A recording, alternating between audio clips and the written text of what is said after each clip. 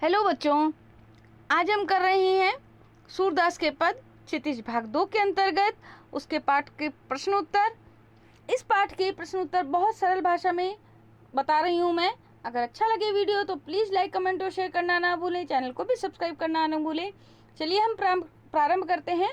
सूरदास के पद हैं, उनके प्रश्न उत्तर। सबसे पहले जो है आपके पास में क्वेश्चन वो देखिए, गोपियों द्वारा उद्धव को भाग्यवान कहने में क्या व्यंग्य निहित है? कि गोपियों ने उद्धव को भाग्यवान कहा है, इसमें क्या व्यंग्य निहित है? तो इसका उत्तर है, देखिए, गोपियां उद्धव को व्यंग्य करती हैं कि तुम्हारे भाग्य की कैसी विडंबना है। यानी कि गोपियां कहती हैं उद्धव को कि तुम्हारे भाग्य की कैसी विडंबना है कि तुम श्री कृष्ण के निकट रहते हुए भी प्रेम से वंचित रहे, श्री कृष्ण के निकट रहकर भी उनके प्रति तुम्हें अनुराग नहीं हुआ, वह तुम जैसा ही भाग्यवान हो सकता है।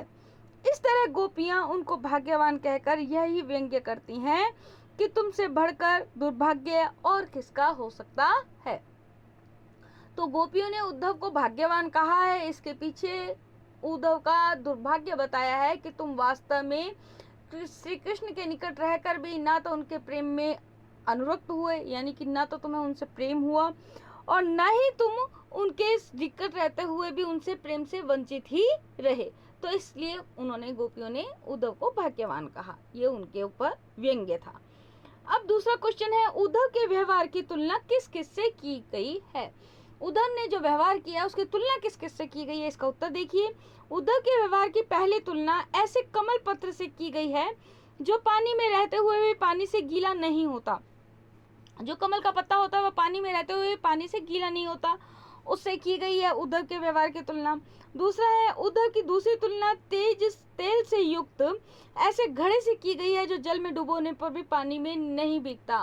तेल लगा हुआ हो घड़े पर, उसको जल में डुबोया जाए तो उसके ऊपर पानी की एक भी बूंद नहीं ठहरती है। तो उद्धव के व्यवहार की तुलना इन दो चीजों से की गई, एक तो कमल के पत्तों से, एक की गई है तेल लगे हुए घड़े से। तीसरा है आपके पास में प्रश्न, गोपियों ने किन किन उदाहरणों के माध्यम से उद्धव को उल्हाने दिए हैं? तो ये इसका उत्तर देखिए बच्चों, गोपियां उद्धव को निम्नलिखित उल्हाने देकर उनको आहत करती हैं, यानी कि उनको घायल करती हैं, उनको ठेस पहुंचाती हैं। पहला है, हम गोपियां तुम्हारी तरह उन कमल पत्र और तेल की मटकी नहीं है जो श्री कृष्ण के पास रहकर भी उनके प्रेम से अछूती रह सके।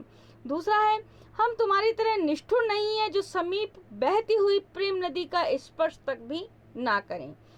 तीसरा, तुम्हारे योग संदेश हम गोपियों के लिए उपयुक्त नहीं हैं। ये। चौथा, हमने कृष्ण को मन, वचन और कर्म से हारिल की लकड़ी की तरह जकड़ के रख रखा है। पांचवा, हमें योग संदेश कड़वी, ककड़ी तथा व्याधि के समान प्रतीत हो रहा है। ये हो गया आपके पास में उदाहरण कि किन किन उदाहरणों के माध्यम से उद्धव को उल्हाना दिया है।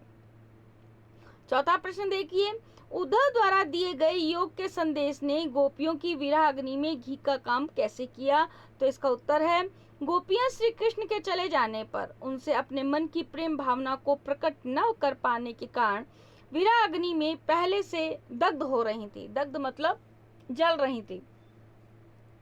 उन्हें आशा थी कि श्री कृष्ण लौटकर आएंगे, किंतु वे नहीं आए। जब उनका योग संदेश उद्धव के द्वारा प्राप्त हुआ तो उनकी विरह अग्नि और तीव्रतर हो गई। इस तरह योग संदेश ने विरह अग्नि में घी का काम किया। तो ये हुआ है आपके पास में 4 क्वेश्चन। अब हम चलते हैं 5वें क्वेश्चन की तरफ। 5वां क्वेश्चन है आपके पास में, मर्यादा न लही के माध्यम से कौन सी मर्यादा न रहने की बात की जा रही है? तो इसका उत्तर देखिए, गोपियां कह रही थी कि श्री कृष्ण के प्रति उनका प्रेम था और उन्हें पूर्ण विश्वास था कि उनके प्रेम की मर्यादा का निर्वाह श्री कृष्ण की ओर से भी वैसा ही होगा जैसा उनका है।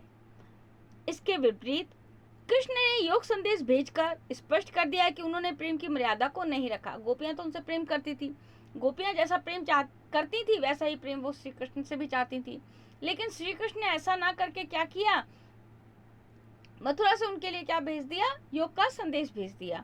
तो उन्होंने ये करके वास्तव में प्रेम की मर्यादा को नहीं रखा।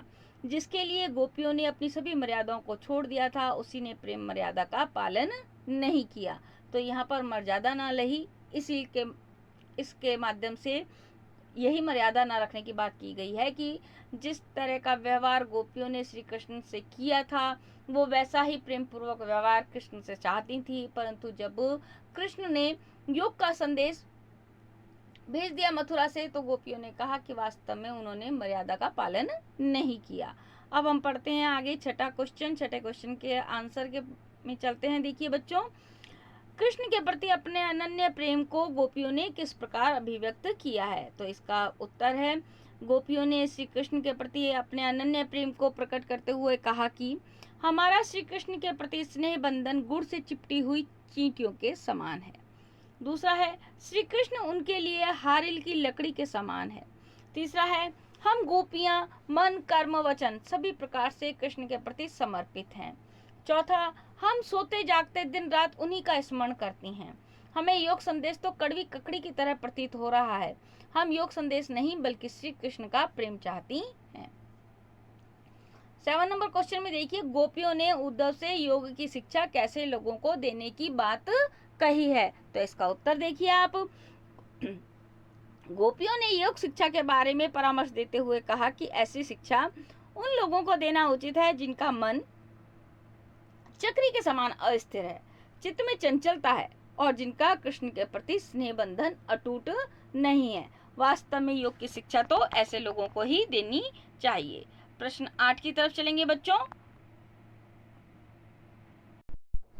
8 नंबर प्रश्न में चलते हैं। देखिए बच्चों, प्रस्तुत पदों के आधार पर गोपियों का योग साधना के प्रति दृष्टिकोण स्पष्ट करना है।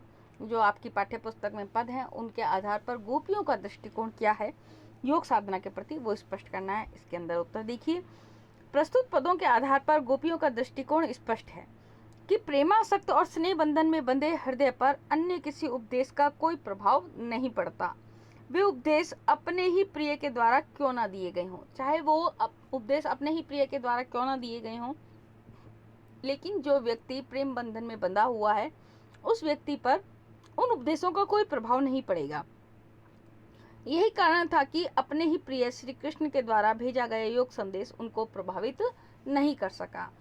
9 नंबर क्वेश्चन, गोपियों के अनुसार राजा का धर्म क्या होना चाहिए? तो इसका उत्तर है, गोपियां अपनी राजनीतिक प्रभुत्वता का परिचय देते हुए राजा का धर्म बताती हैं कि राजा का कर्तव्य है कि वह किसी भी स्थिति में अपनी प्रजा को संत्रस्त ना करे, यानी कि दुखी ना करे, अपितु उन्हें उसे अन्याय से मुक्ति दिलाए तथा उसकी भलाई के लिए सोचे।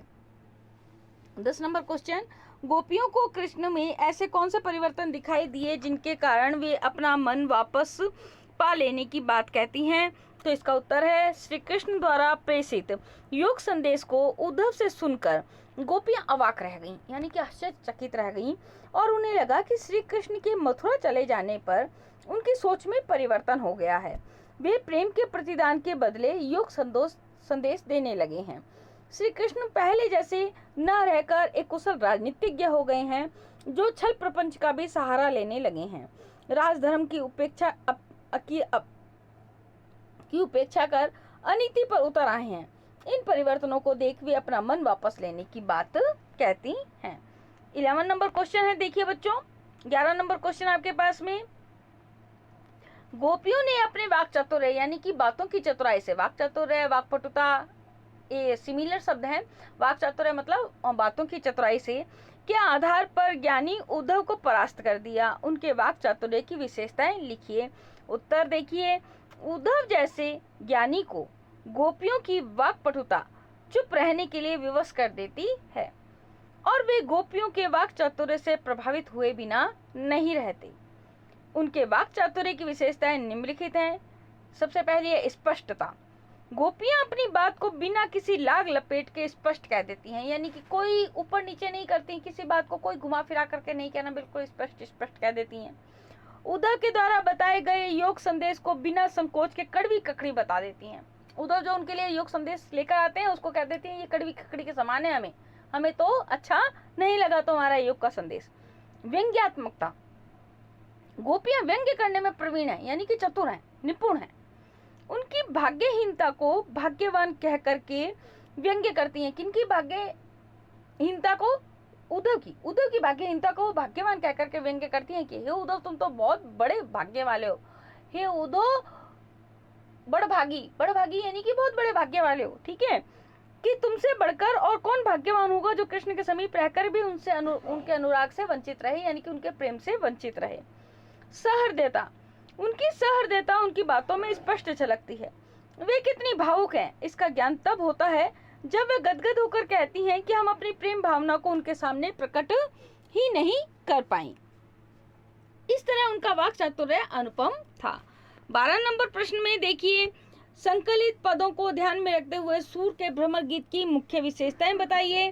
तो इसका उत्तर है, सूरदास जी का भ्रमर गीत जिन विशेषताओं के आधार पर अप्रतिम बन पड़ा है, यानी कि बहुत सुंदर बन पड़ा है, जिसकी कोई टक्कर नहीं दी जा सकती, जिसकी कोई महिमा का मंडन नहीं किया जा सकता, उसकी विशेषताएं इस प्रकार से है।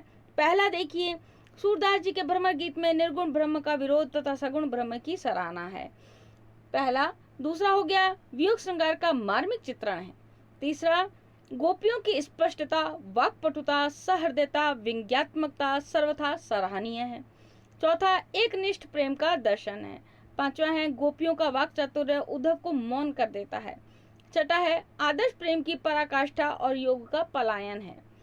सातवां है, स्नेह सिक्त उपालंब अनूठा है। तो ये हो गए आपके पास में बच्चों सूरदास के पद पाठ के प्रश्नोत्तर। अगर वीडियो अच्छा लगा हो तो प्लीज लाइक, कमेंट और शेयर करना ना भूलें। चैनल को भी सब्सक्राइब करना ना भूलें। आज के लिए धन्यवाद, नमस्कार। दोबारा वीडियो पर पुनः मिलेंगे। Thanks to watching my video.